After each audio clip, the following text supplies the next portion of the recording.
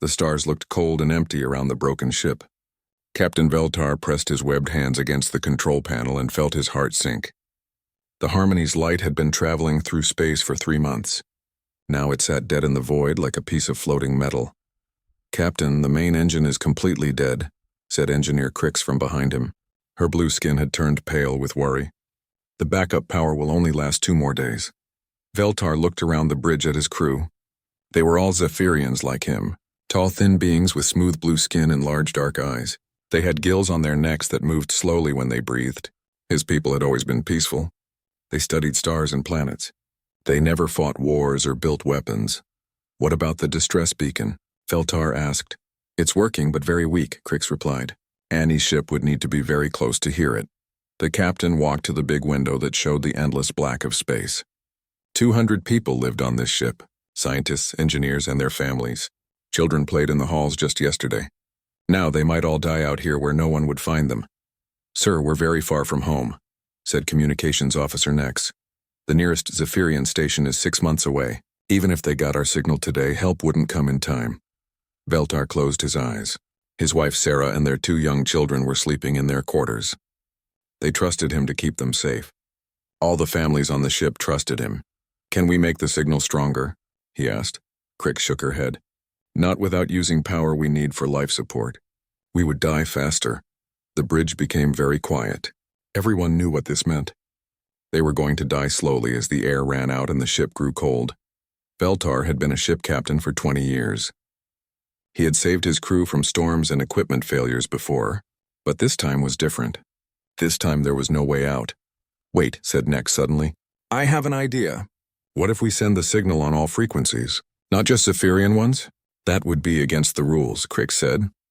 "We're not supposed to contact unknown species."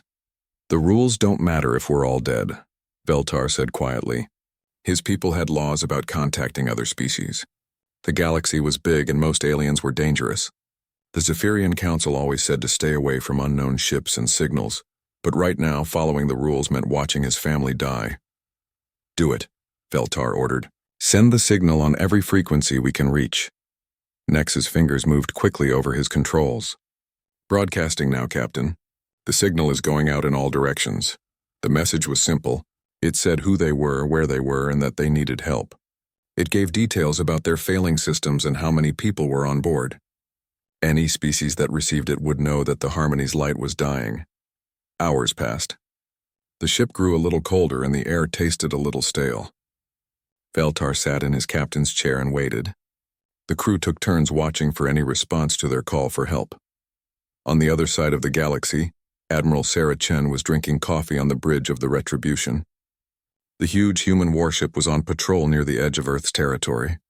Sarah was a small woman with short gray hair and sharp eyes. She had been fighting in space for 30 years. "Admiral, we're picking up something strange," said Lieutenant Torres at the communication station. "It's a distress signal, but not from any human ship." Sarah set down her coffee and walked over to Torres. "Let me hear it."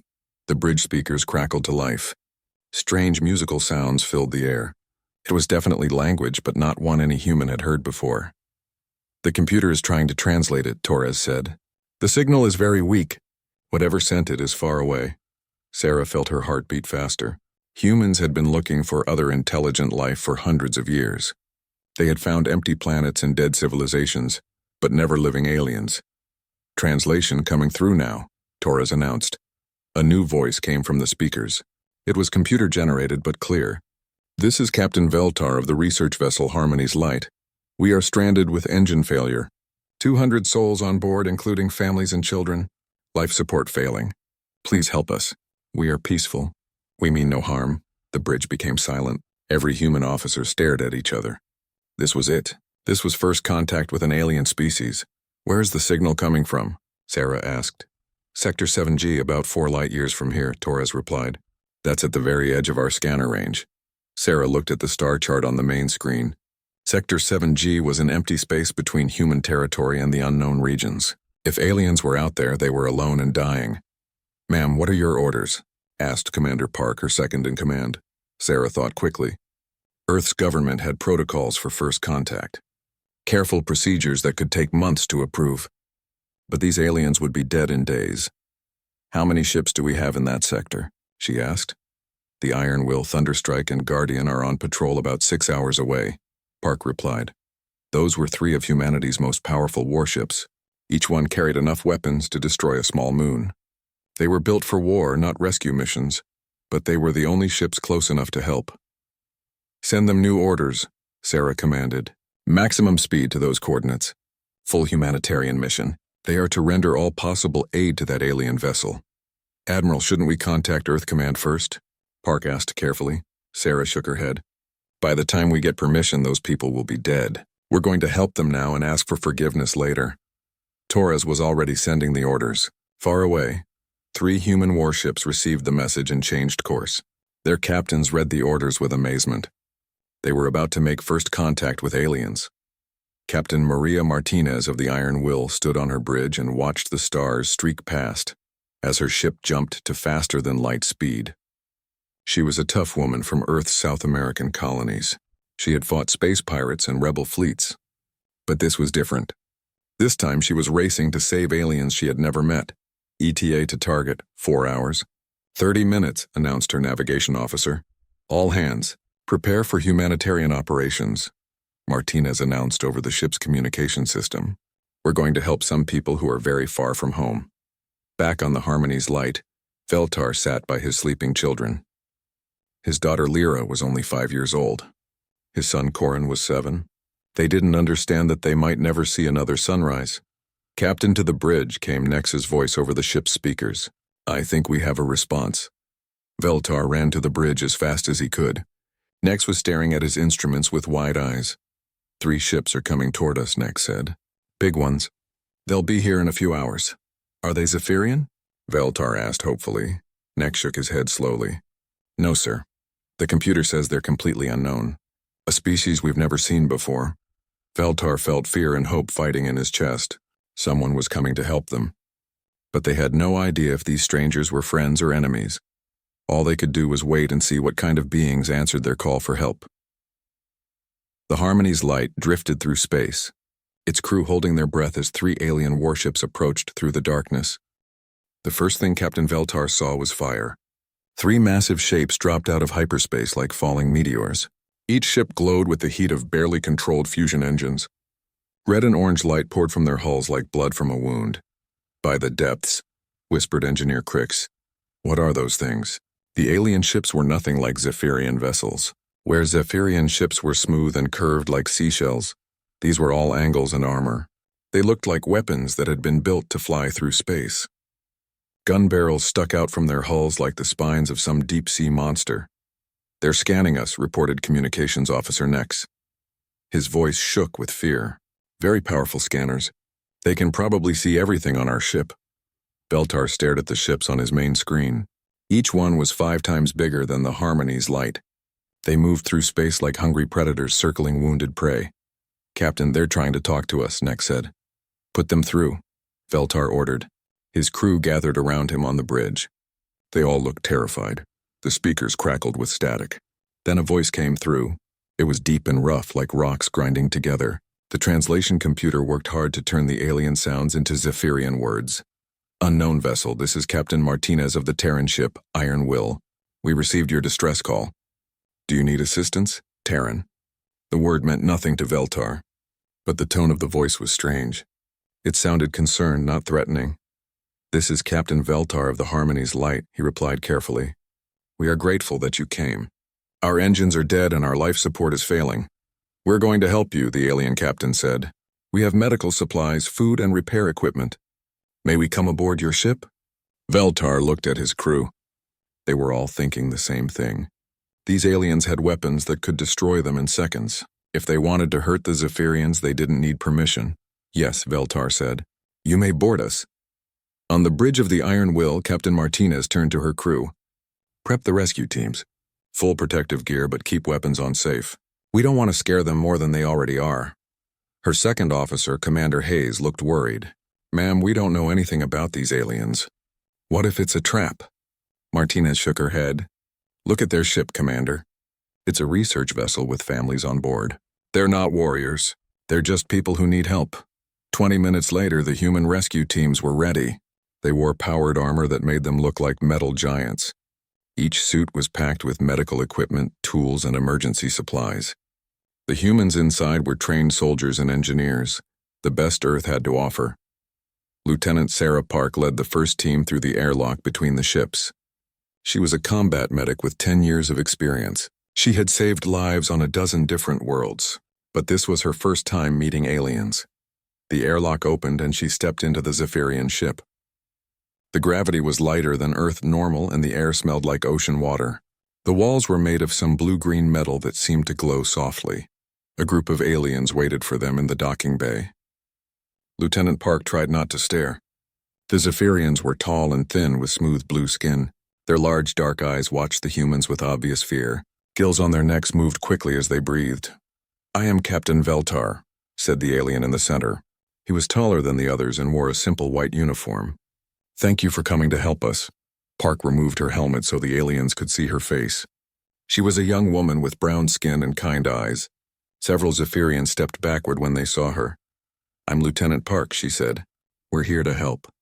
Can you show us where your sick and injured are?" Veltar led them through the ship's corridors.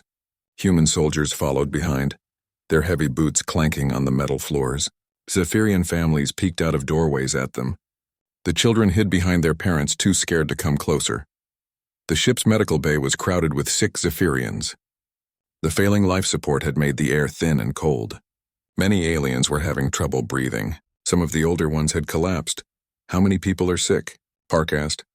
"About 50, replied the Zephyrian doctor, a female named Dr. Issa. "Mostly the elderly and very young. We don't have enough medicine." Park and her medics got to work immediately. They carried portable oxygen tanks and breathing masks designed for different alien biologies. The human equipment was bigger and heavier than anything the Zephyrians had seen. "These devices will help you breathe," Park explained to an elderly Zephyrian male. "Don't be afraid. It won't hurt." The old alien looked terrified as Park placed the breathing mask over his face. But within seconds, his color improved and he could breathe easier. Dr. Issa watched in amazement. "Your medicine is very advanced," she said. "We've had to get good at keeping people alive in bad places," Park replied. "Our homeworld isn't very friendly." Meanwhile, human engineers were working on the ship's power systems. Chief Engineer Rodriguez crawled through the Zephyrian engine compartments with tools that looked like weapons to the aliens. "Your fusion reactor is completely burned out," he told Engineer Crix. "But we can rig a temporary power coupling from our ship. It'll give you enough energy to reach the nearest port." Crix watched nervously as Rodriguez and his team connected massive cables between the ships. Human technology was so different from Zephyrian designs. It was heavier, stronger, and built to work in dangerous conditions. "Why are your ships so heavily armed?" Crix asked. Rodriguez paused in his work. "Where we come from, space is dangerous. Pirates, hostile aliens, solar storms that can cook a ship. We build everything to survive the worst possible situations. But you seem so violent," Crix said carefully. Rodriguez smiled. "We can be when we need to protect people. But we'd rather build things and help others. It's just that our galaxy taught us to be ready for trouble." Back in the medical bay, Lieutenant Park was treating a Zephyrian child who couldn't breathe properly. The little girl was about 6 years old with big scared eyes. Her mother held her hand and whispered soft words. "What's her name?" Park asked. "Lyra," the mother replied. "She's very frightened." Park knelt down next to the child's bed. She took off her heavy gloves and showed Lyra her hands. They were small and soft, nothing like the metal armor. "Hi, Lyra," Park said gently. "I'm Sarah. I have a little sister back home who's about your age. Would you like to see her picture?" Park pulled out a small device that showed a hologram of a human child. The little girl was laughing and playing with a dog in a green field. Lyra's eyes grew wide with wonder. "She looks different," she whispered. "Yes, humans look different from Zephyrians," Park said. "But we both love our families and want to keep them safe. That's why we came to help you." As the hours passed, more human supplies arrived on the Harmony's light. Food, water, medicine, and repair parts. The humans worked without stopping, moving through the ship like they owned it. But they were careful and respectful. They asked permission before entering private areas, and they were gentle with the frightened aliens. Captain Veltar found himself talking with Captain Martinez over the communication system. The human captain had a strong voice, but she seemed genuinely concerned about his people. "How long before you can get home?" Martinez asked. "If your repairs work, about 2 weeks," Veltar replied. "But Captain Martinez, I must ask, why are you helping us? Your ships are clearly military vessels. You could have just taken what you wanted from us." There was a long pause. Then Martinez spoke again. "Captain, I have a daughter about the same age as some of your children. If she was lost in space and aliens found her, I would hope they would help her get home safe. That's all we're doing." Veltar felt something strange in his chest. These aliens looked like predators, and their ships were built for war. But they acted like the kindest people he had ever met. As the Harmony's light systems came back online, the human rescue teams prepared to return to their ships. The Zephyrians gathered to watch them leave. Many of the aliens who had been too scared to come near the humans now stood in the corridors. Lieutenant Park was the last to leave. Little Lyra ran up to her and held out a small gift. It was a carved seashell from the Zephyrian homeworld. "For your sister," Lyra said shyly. Park knelt down and accepted the gift. "Thank you, Lyra. I'll tell her about the brave little girl who gave it to me." As the humans returned to their ships, Veltar stood on his bridge and watched the 3 warships. They no longer looked like monsters to him. They looked like guardians.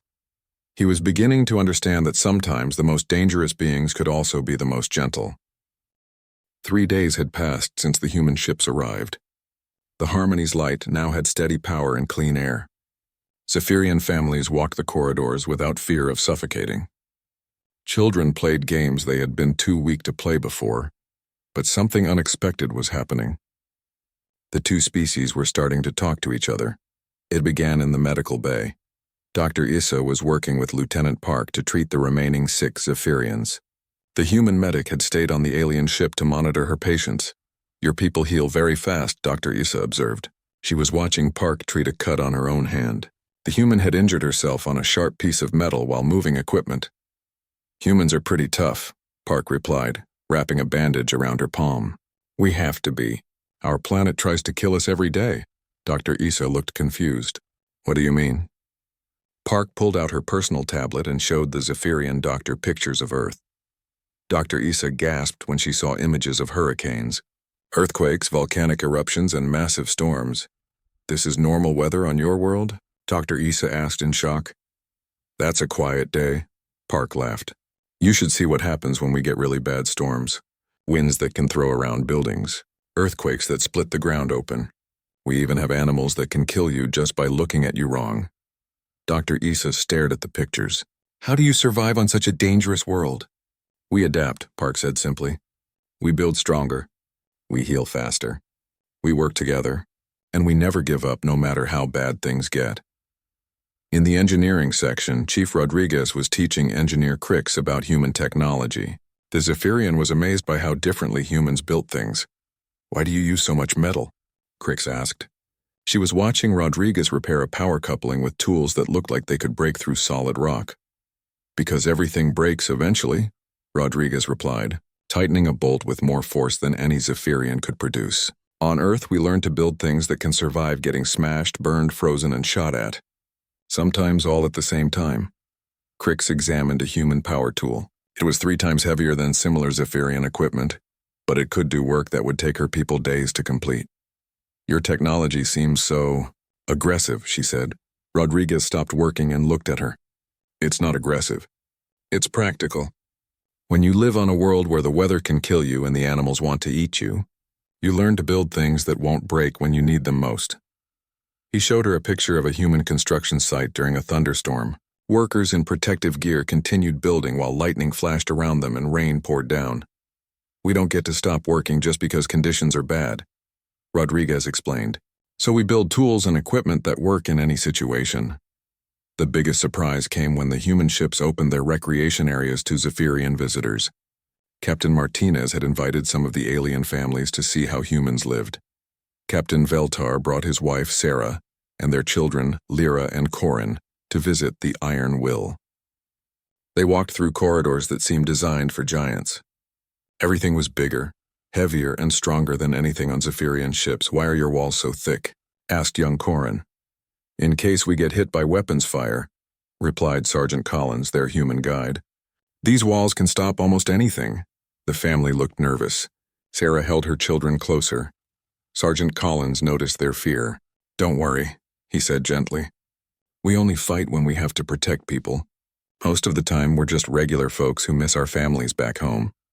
He showed them pictures of his own family, a wife and 2 children living on a farm on Earth. They looked happy and peaceful, nothing like the fierce warriors the Zephyrians had expected. In the ship's cafeteria, Zephyrian and human crew members sat together sharing meals. The humans had synthesized food that the aliens could eat safely. In return, the Zephyrians shared their own traditional dishes. "This is really good," said Corporal Martinez, trying a Zephyrian soup that tasted like ocean water and sweet plants. "What do you call it?" "Waves Rest," replied Chef Nal, an elderly Zephyrian male. "It's what we eat when we want to remember home." "We have something like that too," Martinez said. "When I was deployed far from Earth, I would dream about my grandmother's chicken soup. Food that reminds you of the people you love." Chef Nal nodded. "You understand. Perhaps we are not so different." The real breakthrough came when young Lyra got lost on the human ship. She had wandered away from her parents while exploring and found herself in a section she didn't recognize. The corridors were dark and full of strange sounds. She began to cry. That's when she met Marine Corporal Jackson. He was a large man with scars on his face from old battles. To a small Zephyrian child, he looked terrifying. But when Jackson saw the lost little girl, he immediately knelt down to her level. "Hey there, sweetheart," he said softly. "Are you lost?" Lyra was too scared to speak. She just nodded and sniffled. Jackson reached into his pocket and pulled out a small toy. It was a stuffed animal from Earth, a teddy bear with soft brown fur. "This is Mr. Bear," Jackson said. "He helps me when I'm scared and far from home. Would you like to hold him while we find your parents?" Lyra slowly reached out and took the toy. It was soft and warm and smelled like something safe. "My daddy says humans are dangerous," she whispered. Jackson smiled. "Some of us can be dangerous to bad people, but we would never hurt children or families. It's our job to keep little girls like you safe." He gently led her back through the ship, carrying her when she got tired. When they found her parents, Veltar and Sarah were amazed to see their daughter happily chatting with the human soldier. "He gave me Mr. Bear," Lyra announced proudly, "and he says humans protect little girls." Jackson handed the child back to her parents. "She's a brave kid," he told them. "Reminds me of my own daughter back home." As more time passed, both species began to share stories about their worlds and cultures. The humans learned that Zephyrians came from ocean planets where storms were gentle and predators were small. Violence was almost unknown in their society. The Zephyrians learned that humans came from a world where survival required strength, cooperation, and the ability to fight when necessary. But they also learned that humans valued the same things Zephyrians did: family, knowledge, and peace. "Your people are very strange," Dr. Isa told Lieutenant Park one evening. They were sitting in the observation deck watching the stars together. "How so?" Park asked. "You are built for war, but you dream of peace. Your ships are covered in weapons, but you use them to protect others. You come from a world of death, but you have the gentlest hearts I have ever seen." Park thought about this. Maybe that's because we know how precious life is. When you've seen how easily things can be destroyed, you work harder to protect what matters. Dr. Isa nodded slowly. "We Zephyrians have always lived safe lives. We never had to learn to fight. But perhaps we also never learned how strong we could be." "Strength isn't just about fighting," Park said. "You crossed the galaxy to study the stars. You built ships that can travel between worlds. You created a society where no one goes hungry or homeless. That takes a different kind of strength." As the repairs on the Harmony's light neared completion, both crews realized something important was happening. They weren't just helping each other survive. They were becoming friends. Children from both species played together in the ship's common areas. Engineers worked side by side, combining human practicality with Zephyrian elegance. Medical staff shared knowledge that could help both races. Captain Martinez and Captain Veltar spent hours talking about their respective homes and cultures. They discovered that despite their differences, both species wanted the same things: safe homes for their families, new discoveries to make their lives better, and peace among the stars. "When we return home," Veltar said, "I will tell my people about the humans who saved us. I will tell them that the most dangerous beings in the galaxy may also be the most trustworthy. Martinez smiled. "And I'll tell Earth that we've found neighbors worth knowing. People worth protecting." Neither captain knew it yet, but their meeting would change the history of both civilizations. The galaxy was about to discover that predators and prey could not only coexist, but they could become the strongest of allies. The Harmony's light was almost ready to go home, but the bonds formed between human and Zephyrian crews would last forever. On the 5th day, everything changed. Captain Veltar was in his quarters reviewing the repair reports when Communication Officer Nex burst through the door without knocking. His gills were flapping rapidly with panic. "Captain, we have a problem," Nex gasped. "I've been monitoring our internal communications. Some of the crew are planning something terrible." Veltar felt his stomach drop. "What kind of terrible?" "Security Chief Dros and 12 others. They're planning to destroy the ship's computer core. They want to make sure the humans can't learn anything about our technology or our homeworlds." Veltar stared at his communication officer. "They want to murder 200 people to keep secrets?" "They think the humans are using us," Nex explained quickly. "They believe this rescue is just a trick to learn our weaknesses. They say it's better to die than let our people be enslaved by Deathworlders." Veltar ran from his quarters toward the computer core. But he was too late. Deep in the ship's technical sections, Security Chief Dros and his followers had already started their work. Dros was a large Zephyrian male with scars from an old accident. He had never trusted aliens, and the sight of human soldiers on his ship had filled him with fear. "They have weapons that could destroy our entire fleet," Dros whispered to his team. "Once they learn where we come from, they'll invade our worlds and make us their slaves." "But Captain, they've been helping us," said one of his followers, a young engineer named Kess. Dros shook his head. "That's how predators work. They gain your trust before they strike. These humans are killers. Look at their ships. Look at their weapons. They come from a world of death and they'll bring that death to us." Dros had prepared explosive charges that would destroy the ship's main computer. Without it, the Harmony's light would lose navigation, life support, and communication. Everyone on board would die, but at least the humans wouldn't learn Zephyrian secrets. "Set the charges for 5 minutes, Dros ordered. "That will give us time to reach the escape pods." But young Kess was having doubts. He had watched the human medics working to save Zephyrian lives. He had seen human engineers working without sleep to repair their ship. These didn't seem like actions of an enemy. "Chief, what if we're wrong?" Kess asked. "What if they really are just trying to help? Then we die as free people instead of living as slaves." Dros replied coldly. He activated the first explosive charge. Alarms began screaming throughout the ship. In the human medical bay, Lieutenant Park looked up from her patient as red lights flashed everywhere. "What's happening?" asked Dr. Issa. Park checked her communication device.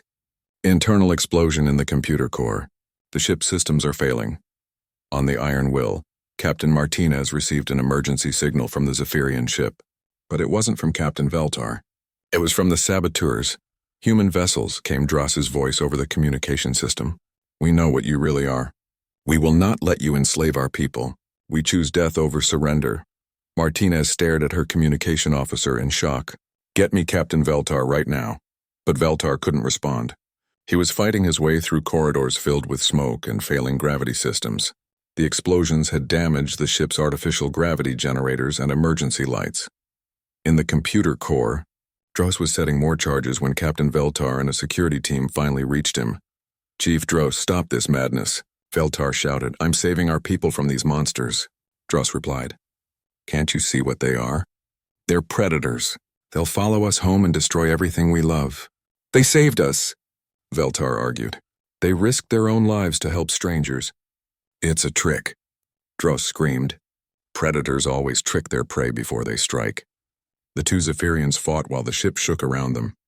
More explosions rocked the vessel as the charges Dros had already planted went off. The Harmony's light was tearing itself apart.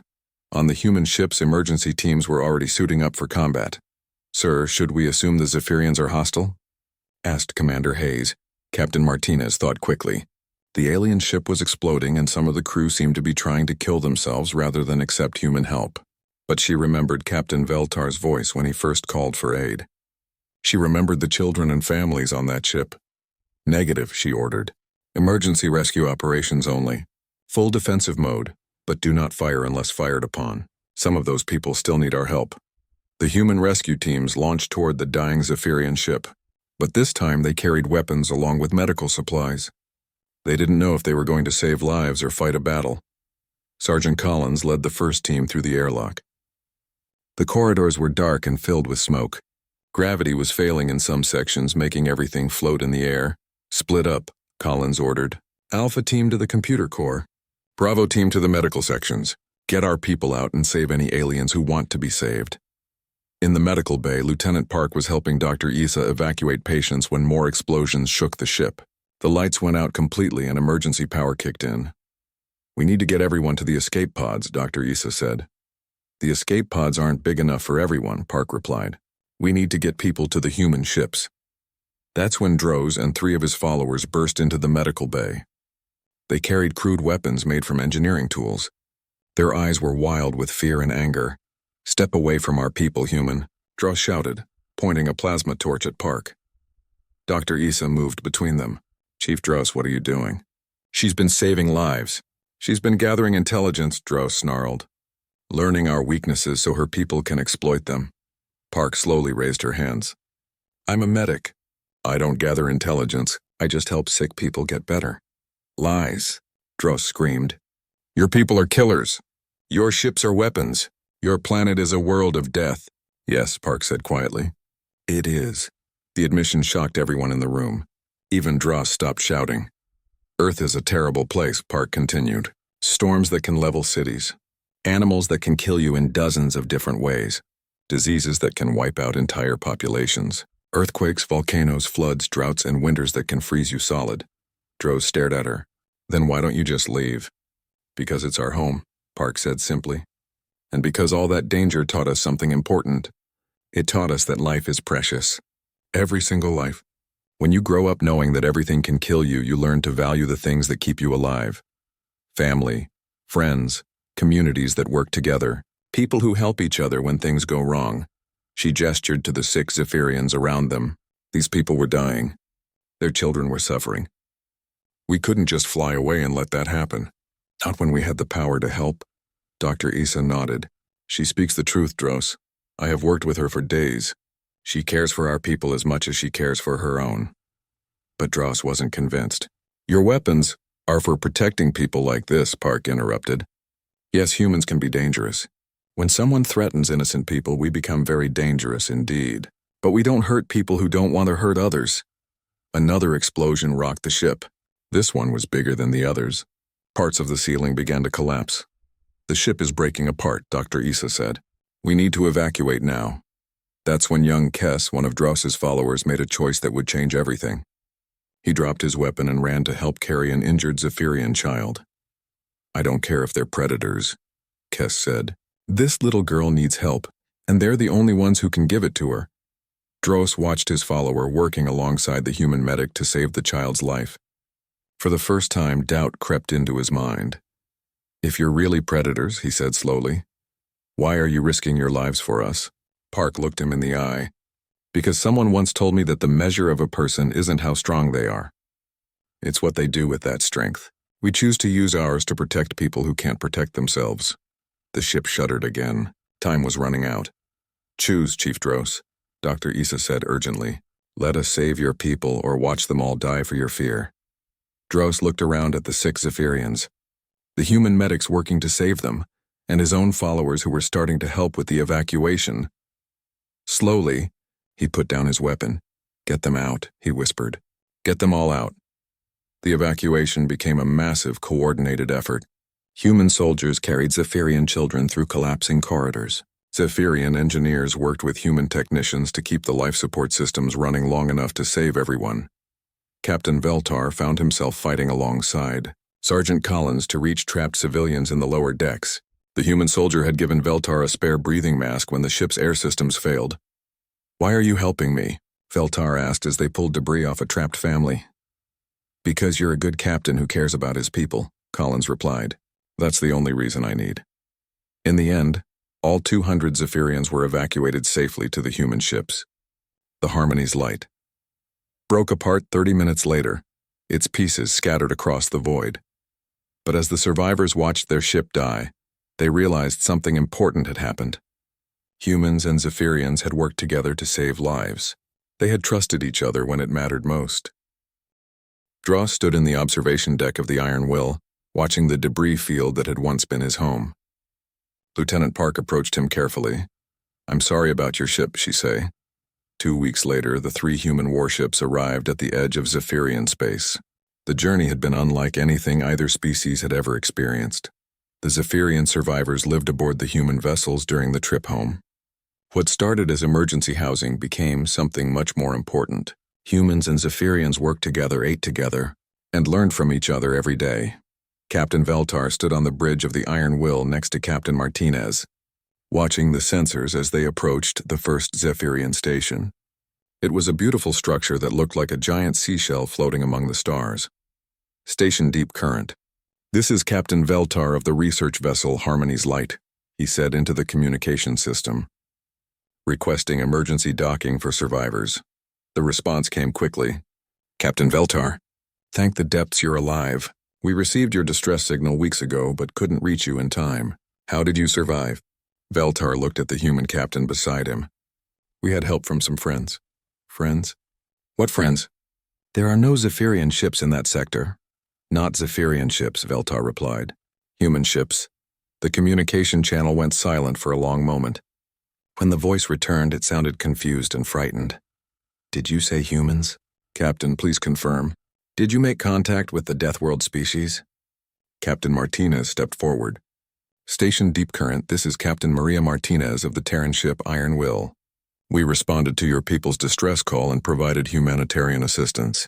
We're here to safely return your citizens and open diplomatic contact with your government." Another long silence. Then a different voice came through the speakers. This one sounded older and more official. "Human vessel, this is Administrator Kelm of Deep Current Station. We weren't expecting this. Our government will need to be notified immediately. Can you prove that our people are safe?" Dr. Issa moved to the communication panel. "Administrator Kelm, this is Dr. Issa of the Harmony's Light. The humans saved our lives. They gave us food, medicine, and shelter. They risked their own safety to rescue us when our ship was destroyed."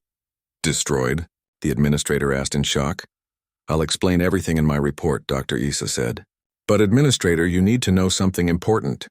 Everything we thought we knew about humans was wrong." Within hours, the news had spread throughout Zephyrian space. The mysterious and frightening humans had made contact. But instead of conquest and destruction, they had brought rescue and salvation. The Zephyrian government moved quickly to arrange a meeting. Administrator Kelm and a team of diplomats came aboard the human ships to formally greet Earth's representatives. The meeting took place in the Iron Will's conference room. The Zephyrian diplomats looked nervous as they sat across from Captain Martinez and her senior officers. The humans wore their dress uniforms instead of combat armor, but they still looked intimidating to the gentle aliens. "On behalf of the Zephyrian Confederation, I thank you for saving our people," Administrator Kelm said formally. "We are prepared to offer compensation for your assistance." Captain Martinez shook her head. "We don't want payment for helping people in distress.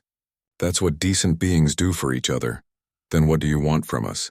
asked another diplomat suspiciously. "Nothing," Martinez replied. "Well, except maybe the chance to be friends. It gets lonely out there in the big galaxy. It would be nice to know there are good people to talk to." The Zephyrian diplomats looked confused. This wasn't how first contact was supposed to work. In all their stories and simulations, powerful alien species demanded territory, resources, or submission. Captain Veltar spoke up.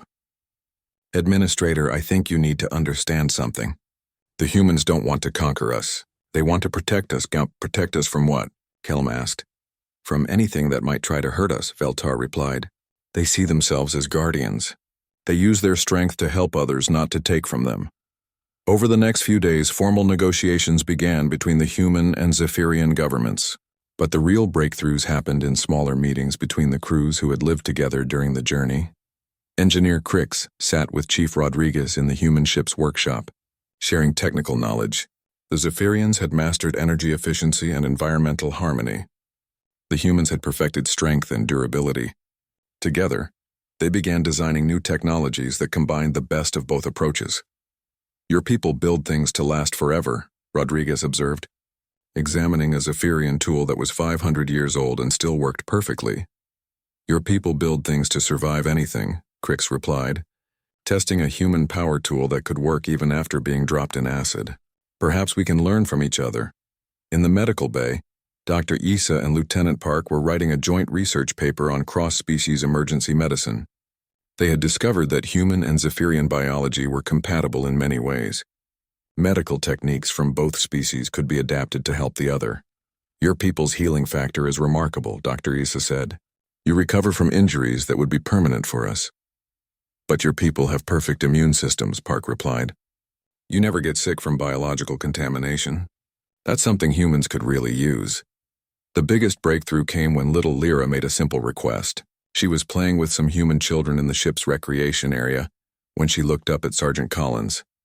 Mr. Collins, can I give something to your daughter? She asked. Collins smiled. What do you want to give her? Lyra held up a beautiful carving she had made from Zephyrian crystal. It showed two ships flying together among the stars. I want her to know that Zephyrian children and human children can be friends, Lyra said. Even if we're different. Collins knelt down and accepted the gift. I'll make sure she gets it. And I'll tell her about the brave little girl who taught me that the best friendships come from the most unexpected places. As the formal negotiations continued, both governments began to see the possibilities. The Zephyrians had knowledge of peaceful space exploration, advanced science, and sustainable technology. The humans had military strength, survival skills, and the ability to thrive in dangerous environments. We propose a mutual defense and cooperation treaty, announced Ambassador Chen, who had arrived from Earth to lead the human delegation. The Zephyrian Confederation would share scientific knowledge and peaceful technologies. Earth would provide protection and assistance against any threats the Confederation might face. But we don't have any enemies, said Administrator Kelm. Our space is peaceful. Captain Martinez and Captain Veltar exchanged looks. During their journey together, they had talked about the galaxy beyond both their territories. They knew there were hostile species out there. Pirates, slavers, and worse things that hunted peaceful civilizations. Space is big, Martinez said carefully. Sometimes dangerous things find peaceful people, whether those people want trouble or not. Wouldn't it be better to have friends you can call for help? The negotiations took 3 more days. In the end, both sides agreed to what they called the Deep Current Accords. It was named after the station where humans and Zephyrians first met in peace. The agreement was simple, but revolutionary. The Zephyrian Confederation and Earth would share knowledge, technology, and resources. Human ships would patrol Zephyrian space to protect against threats. Zephyrian scientists would work with human researchers to develop new peaceful technologies. Most importantly, citizens of both species would be welcome in each other's territory. Cultural exchange programs would be established. Children would learn about both civilizations in school. But the real celebration happened when the human ships prepared to leave. The crews that had lived together for weeks had become family. Chief Dros, who had once tried to destroy his own ship rather than accept human help, stood before Captain Martinez with tears in his eyes. I was wrong about your people, he said. I thought strength meant violence. I thought power meant oppression. But you taught me that true strength comes from protecting others. True power comes from lifting others up. Martinez clasped the Zephyrian's shoulder. You taught us something too. You showed us that courage isn't just about fighting. Sometimes the greatest courage is admitting when you're wrong and choosing to trust instead of fear. Dr. Issa hugged Lieutenant Park goodbye. Promise me you'll keep saving lives out there, she said. Promise me you'll keep learning new ways to heal people, Park replied. And maybe someday we can save lives together again. Little Lyra ran up to Sergeant Collins one last time. She had made another carving, this one showing a human soldier and a Zephyrian child holding hands under the stars. This one is for you, she said, so you remember that even scary-looking people can have kind hearts. Collins accepted the gift with a smile. And you remember that even little people can be braver than the biggest warriors. As the human ships prepared to depart, Captain Veltar stood with Captain Martinez on the observation deck. They watched Zephyrian and human crew members saying goodbye to friends they might not see again for months or years. Do you think this will really work? Veltar asked. Can 2S,